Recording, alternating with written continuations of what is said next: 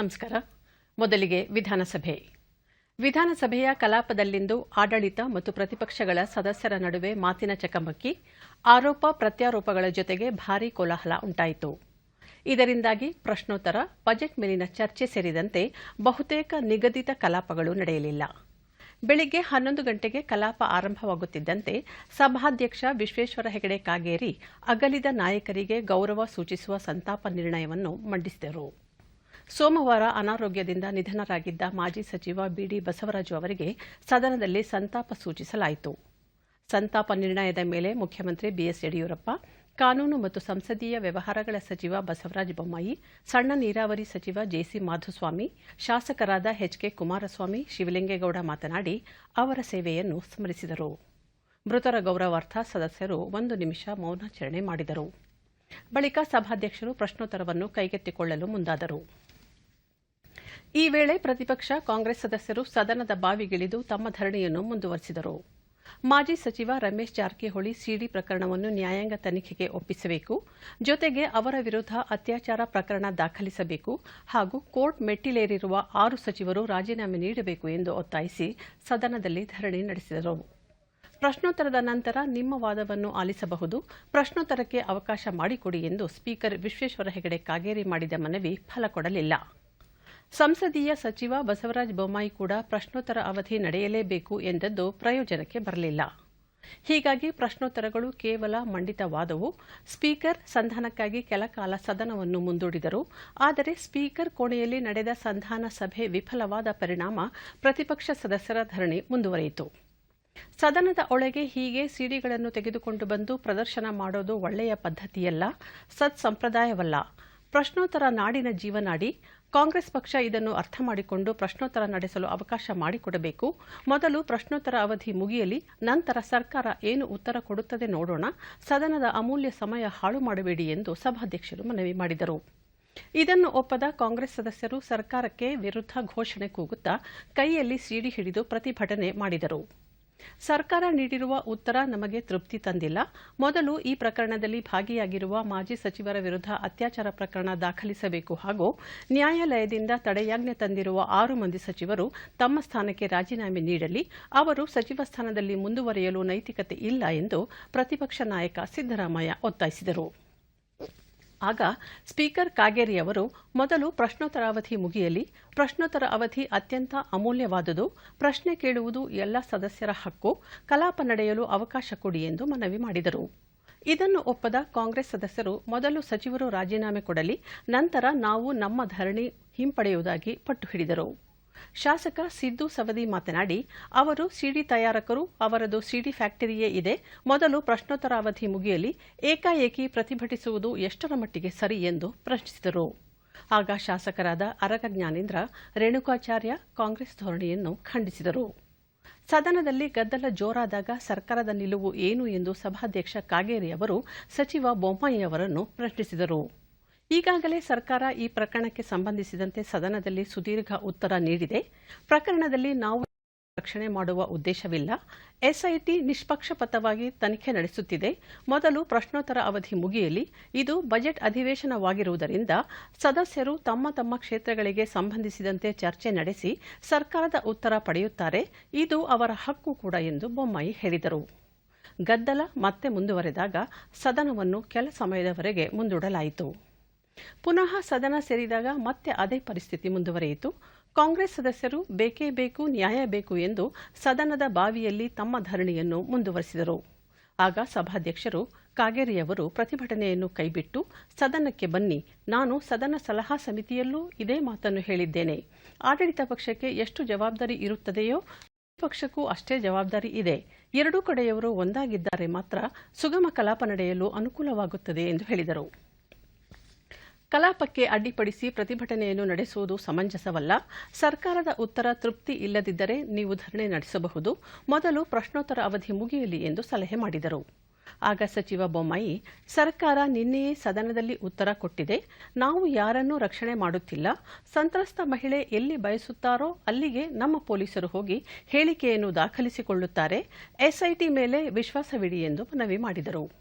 ನಾವು ಮುಂದಿಟ್ಟಿರುವ ಬೇಡಿಕೆ ನ್ಯಾಯಯುತವಾಗಿದೆ, ಸರ್ಕಾರ ಇದನ್ನು ಪರಿಗಣಿಸಬೇಕೆಂದು ಸಿದ್ದರಾಮಯ್ಯ ಒತ್ತಾಯ ಮಾಡಿದರು. ಸದನದಲ್ಲಿ ಆಗ ಕೋಲಾಹಲದ ವಾತಾವರಣ ನಿರ್ಮಾಣವಾಗಿ ಯಾರು ಏನು ಹೇಳುತ್ತಿದ್ದಾರೆ ಎಂಬುದು ಕೇಳಿಸದ ಪರಿಸ್ಥಿತಿ ಉಂಟಾಯಿತು. ಆಡಳಿತ ಮತ್ತು ಕಾಂಗ್ರೆಸ್ ಪಕ್ಷದ ಸದಸ್ಯರ ನಡುವೆ ಪರಸ್ಪರ ಆರೋಪ ಪ್ರತ್ಯಾರೋಪ, ಟೀಕೆ ಟಿಪ್ಪಣಿಗಳು ನಡೆದವು. ಸದನ ನಡೆಸಲು ಸಭಾಧ್ಯಕ್ಷರು ಮಾಡಿಕೊಂಡ ಮನವಿ ವ್ಯರ್ಥವಾದ ಪರಿಣಾಮ ಸದನವನ್ನು ಮಧ್ಯಾಹ್ನ 3 ಗಂಟೆಗೆ ಮುಂದೂಡಿದರು. ಭೋಜನ ವಿರಾಮದ ಬಳಿಕ ಸದನ ಸೇರಿದಾಗ ಅದೇ ಪರಿಸ್ಥಿತಿ ಮುಂದುವರಿಯಿತು. ಕಾಂಗ್ರೆಸ್ ಸದಸ್ಯರು ಪ್ರತಿಭಟನೆ ಮುಂದುವರೆಸಿದರು. ಸರ್ಕಾರದ ವಿರುದ್ಧ ಕಾಂಗ್ರೆಸ್ ಶಾಸಕರು ಆಕ್ರೋಶ ವ್ಯಕ್ತಪಡಿಸಿದರು. ಇದೇ ವೇಳೆ ನಮಗೆ ಚರ್ಚೆಗೆ ಅವಕಾಶ ಕೊಡುತ್ತಿಲ್ಲ, 2 ರಾಷ್ಟ್ರೀಯ ಪಕ್ಷಗಳು ಸಿಡಿ ಇಟ್ಕೊಂಡು ಕಿತ್ತಾಡುತ್ತಿದ್ದೀರಿ, ನಮಗೆ ಚರ್ಚೆಗೆ ಅವಕಾಶ ಕೊಡಿ ಎಂದು ಶಾಸಕ ಎಚ್.ಡಿ. ರೇವಣ್ಣ ಮನವಿ ಮಾಡಿದರು. ಆಗ ಧರಣಿ ಕೈಬಿಡುವಂತೆ ಸ್ಪೀಕರ್ ಮನವಿ ಮಾಡಿದರೂ ಕಾಂಗ್ರೆಸ್ ಸದಸ್ಯರು ಧರಣಿ ಮುಂದುವರೆಸಿದರು. ಈ ವೇಳೆ ಗದ್ದಲದ ಮಧ್ಯೆ ಪೂರಕ ಅಂದಾಜು ಪಟ್ಟಿ ಮಂಡನೆಯನ್ನು ಸರ್ಕಾರದ ಪರವಾಗಿ ಸಚಿವ ಬಸವರಾಜ ಬೊಮ್ಮಾಯಿ ಮಂಡನೆ ಮಾಡಿದರು. ನಂತರ ಸಹಕಾರ ಸಚಿವ ಎಸ್.ಟಿ. ಸೋಮಶೇಖರ್ ಅವರು ಸಹಕಾರ ಸೌಹಾರ್ದ ತಿದ್ದುಪಡಿ ವಿಧೇಯಕ ಮಂಡನೆ ಮಾಡಿದರು. ಇದೇ ವೇಳೆ ಕರ್ನಾಟಕ ಸೊಸೈಟಿ ನೋಂದಣಿ ತಿದ್ದುಪಡಿ ವಿಧೇಯಕ ಅಂಗೀಕಾರ ಮಾಡಲಾಯಿತು. ಆಗ ಸ್ಪೀಕರ್ ಕಾಗೇರಿ, ಸದನ ನಡೆಸಲು ನೀವು ವಿರೋಧಪಡಿಸಬೇಡಿ, ಜನರ ಮುಂದೆ ನಿಮ್ಮ ಅಭಿಪ್ರಾಯ ಮುಂದಿಡಿ, ಇತರ ಸದಸ್ಯರ ಹಕ್ಕುಗಳನ್ನು ಕಡೆಗಣಿಸಬೇಡಿ ಎಂದು ಕಾಂಗ್ರೆಸ್ ಸದಸ್ಯರಿಗೆ ಹೇಳಿದರು. ಚರ್ಚೆಗೆ ಅವಕಾಶ ಕೊಡದ ಹಿನ್ನೆಲೆಯಲ್ಲಿ ಜೆಡಿಎಸ್ ಶಾಸಕರು ಸಭಾತ್ಯಾಗ ಮಾಡಿದರು. ಗೃಹ ಸಚಿವ ಬಸವರಾಜ ಬೊಮ್ಮಾಯಿಯವರು, ಇವರಿಗೆ ಸದನ ನಡೆಯುವುದು ಬೇಕಿಲ್ಲ, ಅಪರಾಧಿಗಳಿಗೆ ಶಿಕ್ಷೆಯಾಗೋದು ಬೇಕಿಲ್ಲ, ಸತ್ಯಾಸತ್ಯತೆ ತಿಳಿಯೋದು ಬೇಕಿಲ್ಲ ಎಂದು ಕಾಂಗ್ರೆಸ್ ಸದಸ್ಯರ ಧರಣಿಗೆ ಆಕ್ರೋಶ ವ್ಯಕ್ತಪಡಿಸಿದರು. ಪರಿಸ್ಥಿತಿ ನಿಯಂತ್ರಣಕ್ಕೆ ಬಾರದ ಕಾರಣ ಸಭಾಧ್ಯಕ್ಷರು ಕಲಾಪವನ್ನು ಬುಧವಾರ ಬೆಳಗ್ಗೆ 11 ಗಂಟೆಗೆ ಮುಂದೂಡಿದರು.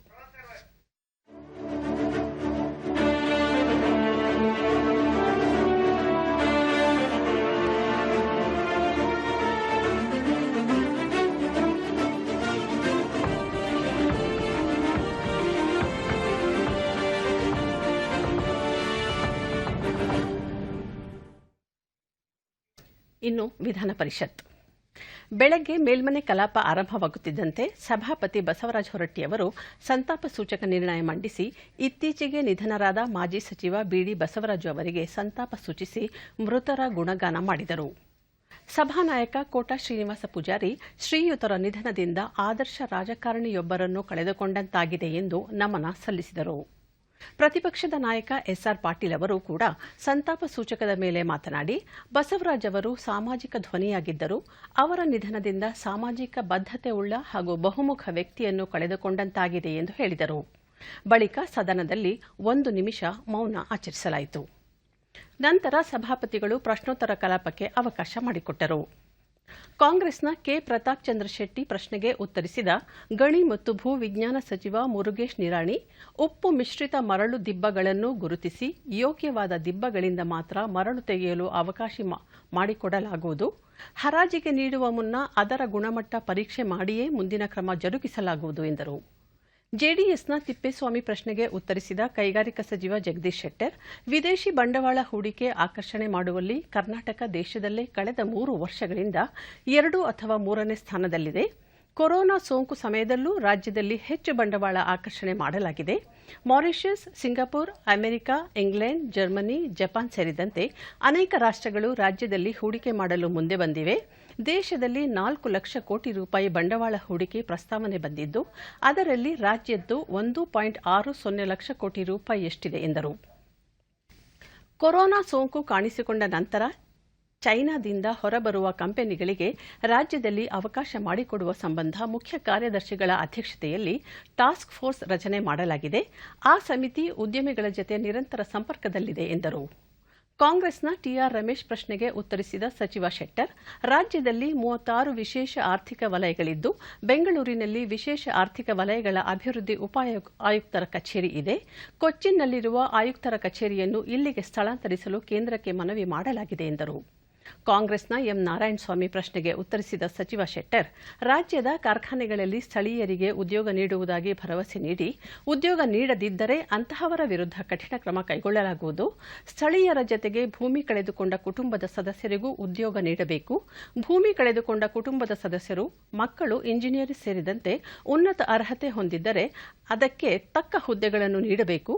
ಇಲ್ಲದಿದ್ದರೆ ಕಾನೂನು ಕ್ರಮ ಕೈಗೊಳ್ಳಲಾಗುವುದು ಎಂದರು. ಕಾಂಗ್ರೆಸ್ನ ವಿಜಯ್ ಸಿಂಗ್ ಪರವಾಗಿ ಶಾಸಕ ಅರವಿಂದ ಅರಳಿ ಕೇಳಿದ ಪ್ರಶ್ನೆಗೆ ಉತ್ತರಿಸಿದ ಗಣಿ ಮತ್ತು ಭೂ ವಿಜ್ಞಾನ ಸಚಿವ ಮುರುಗೇಶ್ ನಿರಾಣಿ, ಅನಧಿಕೃತವಾಗಿ ಸ್ಫೋಟಕಗಳನ್ನು ಸಂಗ್ರಹಿಸಿರುವವರು ಕೂಡಲೇ ಅದನ್ನು ಸರ್ಕಾರಕ್ಕೆ ಒಪ್ಪಿಸುವಂತೆ ಸೂಚಿಸಲಾಗಿದೆ.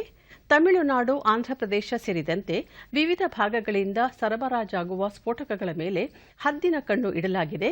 ಕೆಲವು ಕಡೆ ಎಫ್ಐಆರ್ ಕೂಡ ದಾಖಲು ಮಾಡಲಾಗಿದೆ. ಬೀದರ್ ತಾಲೂಕಿನ ಸುಲ್ತಾನ್ಪುರ ಬಳಿ ಗಣಿಗಾರಿಕೆ ನಡೆಯುವ ಸ್ಥಳದಲ್ಲಿ 16 ಕ್ವಿಂಟಲ್ ಜಿಲೆಟಿನ್ ಅಕ್ರಮವಾಗಿ ಸಂಗ್ರಹಿಸಿಟ್ಟಿದ್ದನ್ನು ವಶಪಡಿಸಿಕೊಳ್ಳಲಾಗಿದ್ದು, ಗಣಿ ಮಾಲೀಕರ ವಿರುದ್ಧ ಎಫ್ಐಆರ್ ದಾಖಲು ಮಾಡಲಾಗಿದೆ ಎಂದು ಹೇಳಿದರು. ಸುನೀಲ್ ವಲ್ಲಾಪುರೆ ಪರವಾಗಿ ಸದಸ್ಯ ಶಶಿಲ್ ನಮೋಶಿ ಕೇಳಿದ ಪ್ರಶ್ನೆಗೆ ನಗರಾಭಿವೃದ್ಧಿ ಸಚಿವ ಬೈರತಿ ಬಸವರಾಜ್ ಪರವಾಗಿ ಉತ್ತರಿಸಿದ ಸಭಾನಾಯಕ ಕೋಟಾ ಶ್ರೀನಿವಾಸ್ ಪೂಜಾರಿ, ಕಲಬುರಗಿ ನಗರದಲ್ಲಿ 111 ಜಾಹೀರಾತು ಫಲಕಗಳಿದ್ದು, ಇವುಗಳಲ್ಲಿ 27 ಅನಧಿಕೃತವಿದ್ದು, ಮಹಾನಗರ ಪಾಲಿಕೆ ಮೂಲಕ ಅನಧಿಕೃತ ಫಲಕ ತೆರವು ಮಾಡಲಾಗುವುದು ಎಂದು ಹೇಳಿದರು.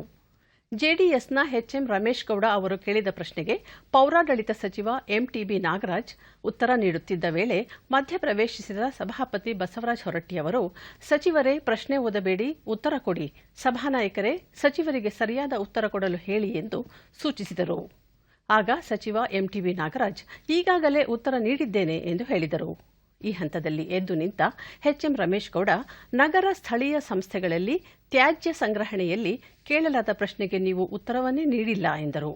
ಬಳಿಕ ಉತ್ತರ ನೀಡಿದ ಎಂಟಿಬಿ ನಾಗರಾಜ್, ರಾಜ್ಯದ ಎಲ್ಲ ನಗರ ಸ್ಥಳೀಯ ಸಂಸ್ಥೆಗಳಲ್ಲಿ ತ್ಯಾಜ್ಯ ಸಂಸ್ಕರಣೆ ನಿಯಮ ಪಾಲನೆಯಾಗುವುದನ್ನು ಖಾತರಿಪಡಿಸಿಕೊಳ್ಳುವ ನಿಟ್ಟಿನಲ್ಲಿ ರಾಜ್ಯದ 219 ನಗರ ಪಟ್ಟಣಗಳಲ್ಲಿ 9,159 ತ್ಯಾಜ್ಯ ಸಂಸ್ಕರಣಾ ಸಾಮರ್ಥ್ಯ ಒಳಗೊಂಡ ಡಿಪಿಆರ್ಗೆ ಅನುಮೋದನೆ ನೀಡಲಾಗಿದೆ.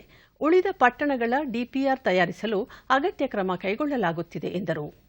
ಕಾಂಗ್ರೆಸ್ನ ಕೆಸಿ ಕೊಂಡಯ್ಯ ಪ್ರಶ್ನೆಗೆ ಉತ್ತರಿಸಿದ ಸಚಿವ ಎಂಟಿಬಿ ನಾಗರಾಜ್, ಪೌರಾಡಳಿತ ಇಲಾಖೆಯಲ್ಲಿ 9,972 ಹುದ್ದೆಗಳು ಖಾಲಿ ಇದ್ದು, ಆದ್ಯತೆ ಆಧಾರದ ಮೇಲೆ ಅಗತ್ಯವಿರುವ ಹುದ್ದೆಗಳ ನೇಮಕಾತಿಗೆ ಆರ್ಥಿಕ ಇಲಾಖೆಯ ಅನುಮತಿ ಪಡೆದು ಕ್ರಮ ಕೈಗೊಳ್ಳಲಾಗುವುದು.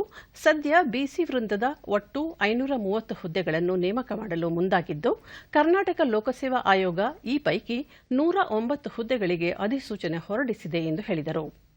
ಆಗ ಮಧ್ಯಪ್ರವೇಶಿಸಿದ ಸಭಾಪತಿ ಬಸವರಾಜ ಹೊರಟ್ಟಿ, ಸದಸ್ಯರು ಕೇಳಿರುವ ಪ್ರಶ್ನೆಯೇ ಬೇರೆ, ಗೊಂದಲ ಮಾಡಿಕೊಳ್ಳಬೇಡಿ, ಸರಿಯಾದ ಉತ್ತರ ನೀಡಿ ಎಂದು ಸಚಿವ ನಾಗರಾಜ್ ಅವರಿಗೆ ಮತ್ತೊಮ್ಮೆ ಸೂಚಿಸಿದರು. ಈ ಹಂತದಲ್ಲಿ ಮಧ್ಯಪ್ರವೇಶಿಸಿದ ಸಭಾನಾಯಕ ಕೋಟಾ ಶ್ರೀನಿವಾಸ್ ಪೂಜಾರಿ, ಖಾಲಿ ಇರುವ ಹುದ್ದೆಗಳ ಭರ್ತಿಗೆ ಹಾಗೂ ಪೌರ ಕಾರ್ಮಿಕರನ್ನು ನೇಮಕ ಮಾಡಿಕೊಳ್ಳುವ ಅಧಿಕಾರವನ್ನು ಜಿಲ್ಲಾಧಿಕಾರಿಗಳೇ ನೀಡುವ ಕುರಿತಂತೆ ಆರ್ಥಿಕ ಇಲಾಖೆ ಅನುಮತಿ ಪಡೆದು ಅನಂತರ ಭರ್ತಿ ಮಾಡಲಾಗುವುದು ಎನ್ನುವುದು ಸಚಿವರ ಉತ್ತರದ ಸಾರಾಂಶ ಎಂದು ಹೇಳುವ ಮೂಲಕ ಸಚಿವರಿಗೆ ನೆರವಾದರು.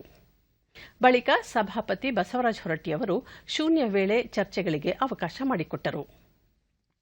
KC Kondaiah, K P Srikantegowda, U B Venkatesh, Srikanth Kottekar, Hanumant Nirani, Arun Shahapur, Sandesh Nagaraj, Pratap Chandrashetty, S V Sankanur, Bharathi Shetty ಅವರುಗಳು ಪ್ರಮುಖ ವಿಷಯ ಕುರಿತು ಸರ್ಕಾರದ ಗಮನ ಸೆಳೆದರು. ಸಭಾನಾಯಕ ಕೋಟಾ ಶ್ರೀನಿವಾಸ್ ಪೂಜಾರಿ ಪ್ರತಿಕ್ರಿಯಿಸಿ, ಸಂಬಂಧಿಸಿದ ಸಚಿವರಿಂದ ಉತ್ತರ ನೀಡುವುದಾಗಿ ಹೇಳಿದರು. ಸಂದೇಶ್ ನಾಗರಾಜ್ ಅವರು ವಿಷಯ ಪ್ರಸ್ತಾಪ ಮಾಡುತ್ತಿದ್ದ ಸಮಯದಲ್ಲಿ ಅವರು ಬಳಸಿದ ಪದಗಳು ಕೆಲ ಕಾಲ ಸದಸ್ಯರನ್ನು ನಗೆಗಡಲಲ್ಲಿ ತೇಲುವಂತೆ ಮಾಡಿತು. ಬಳಿಕ ಸಭಾಪತಿಗಳು ಬಜೆಟ್ ಮೇಲಿನ ಚರ್ಚೆಗೆ ಅನುವು ಮಾಡಿ ಕಾಂಗ್ರೆಸ್ ಪಕ್ಷದ ಬಸವರಾಜ ಪಾಟೀಲ್ ಇಟಗಿ ಅವರಿಗೆ ಚರ್ಚೆ ಆರಂಭಿಸುವಂತೆ ಸೂಚಿಸಿದರು. ಅದರಂತೆ ಮಾತು ಆರಂಭಿಸಿದ ಬಸವರಾಜ ಪಾಟೀಲ್ ಇಟಗಿ, ಸರ್ಕಾರ ಯಾವುದೇ ಯೋಜನೆಗಳನ್ನು ಘೋಷಿಸುವ ಮುನ್ನ ಅದರ ಸಾಧಕ ಬಾಧಕಗಳನ್ನು ಪರಿಶೀಲಿಸಿದ ಬಳಿಕವೇ ಪ್ರಕಟಿಸಬೇಕು. ಬರೀ ಯೋಜನೆಗಳನ್ನು ಪ್ರಕಟಿಸಿದರೆ ಸಾಲದು, ಅವುಗಳನ್ನು ಜನಸಾಮಾನ್ಯರು ಮತ್ತು ರೈತರಿಗೆ ತಲುಪಿದಾಗ ಮಾತ್ರ ಉದ್ದೇಶವೂ ಈಡೇರಲಿದೆ. ಕೃಷಿ, ತೋಟಗಾರಿಕೆ ಸೇರಿದಂತೆ ವಿವಿಧ ಇಲಾಖೆಯಲ್ಲಿ ಸರ್ಕಾರ ಜಾರಿಗೆ ತಂದಿರುವ ಯೋಜನೆಗಳು ಬಲಾಢ್ಯರ ಪಾಲಾಗುತ್ತಿವೆ. ಅದನ್ನು ತಪ್ಪಿಸಿ ಅರ್ಹರಿಗೆ ಸೌಲಭ್ಯ ಸಿಗುವಂತಾಗಬೇಕು ಎಂದರು. ಭೋಜನ ವಿರಾಮದ ನಂತರ ಸದನ ಸಮಾವೇಶಗೊಂಡಾಗ ಸಭಾಪತಿ ಪೀಠದಲ್ಲಿದ್ದ ಉಪಸಭಾಪತಿ ಎಂಕೆ ಪ್ರಾಣೇಶ್ ಅವರು ಬಜೆಟ್ ಮೇಲಿನ ಚರ್ಚೆಗೆ ಬಿಜೆಪಿ ಸದಸ್ಯ ರುದ್ರೇಗೌಡ ಅವರಿಗೆ ಅವಕಾಶ ಮಾಡಿಕೊಟ್ಟರು. ಅದರಂತೆ ರುದ್ರೇಗೌಡ ಅವರು, ಮುಖ್ಯಮಂತ್ರಿ ಬಿಎಸ್ ಯಡಿಯೂರಪ್ಪ ಅವರು ಮಂಡಿಸಿರುವ ಮುಂಗಡ ಪತ್ರ ಜನಪರವಾಗಿದೆ, ಎಲ್ಲ ಸಮುದಾಯಕ್ಕೂ ಆದ್ಯತೆ ನೀಡಿದ್ದಾರೆ, ಈ ಬಾರಿ ಯಾವುದೇ ತೆರಿಗೆ ವಿಧಿಸದೆ ಮುಂಗಡ ಪತ್ರ ಮಂಡನೆ ಮಾಡಿದ್ದಾರೆ, ಸಮಗ್ರ ಅಭಿವೃದ್ಧಿಗೆ ಆದ್ಯತೆ ನೀಡಿದ್ದಾರೆ ಎಂದು ಬಜೆಟ್ ಅನ್ನು ಸ್ವಾಗತಿಸಿದರು.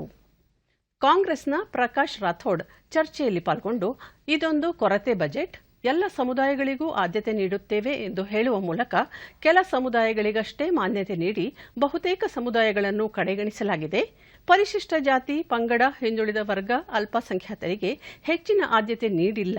ಅದರಲ್ಲೂ ಎಸ್ಇಪಿ, ಟಿಎಸ್ಪಿ ಅನುದಾನವನ್ನು ಕಡಿತ ಮಾಡಲಾಗಿದೆ. 2 ಸಮುದಾಯಗಳಿಗೆ ತಲಾ 500 ಕೋಟಿ ರೂಪಾಯಿ ನಿಗದಿ ಮಾಡಿ 17 ಸಮುದಾಯಗಳಿಗೆ ಒಟ್ಟಾರೆ 500 ಕೋಟಿ ರೂಪಾಯಿ ನೀಡಿರುವ ಸರ್ಕಾರದ ಕ್ರಮ ಸರಿಯಲ್ಲ ಎಂದು ಹೇಳಿದರು. ಬಳಿಕ ಸಭಾಪತಿ ನಿಯಮ 68ರ ಅಡಿ ಸಾರ್ವಜನಿಕ ವಿಷಯದ ಪ್ರಸ್ತಾಪಕ್ಕೆ ಅವಕಾಶ ಮಾಡಿಕೊಟ್ಟರು. ನಿಯಮ 330ರ ಅಡಿ ಜೆಡಿಎಸ್ನ ರಮೇಶ್, ಖಾಸಗಿ ಬ್ಯಾಂಕ್ಗಳು ಸಾರ್ವಜನಿಕರಿಗೆ ಆಮಿಷ ಒಡ್ಡಿ ಸಾಲ ನೀಡಿ ಸಾಲ ಪಡೆದವರು ಮರುಪಾವತಿ ಮಾಡುವ ಸಮಯದಲ್ಲಿ ಬ್ಯಾಂಕಿನ ಸಿಬ್ಬಂದಿ ಬಡ್ಡಿಯ ಆಸೆಗೆ ಸಾಲ ಮರುಪಾವತಿಸಿಕೊಳ್ಳದೆ ತೊಂದರೆ ನೀಡುತ್ತಿರುವ ವಿಷಯದ ಪ್ರಸ್ತಾಪಕ್ಕೆ ಸರ್ಕಾರದ ಪರವಾಗಿ ಉತ್ತರಿಸಿದ ಸಭಾನಾಯಕ ಕೋಟ ಶ್ರೀನಿವಾಸ್ ಪೂಜಾರಿ, ಸರ್ಕಾರ ಈ ವಿಷಯವನ್ನು ಗಂಭೀರವಾಗಿ ಪರಿಗಣಿಸಲಿದೆ ಎಂದರು.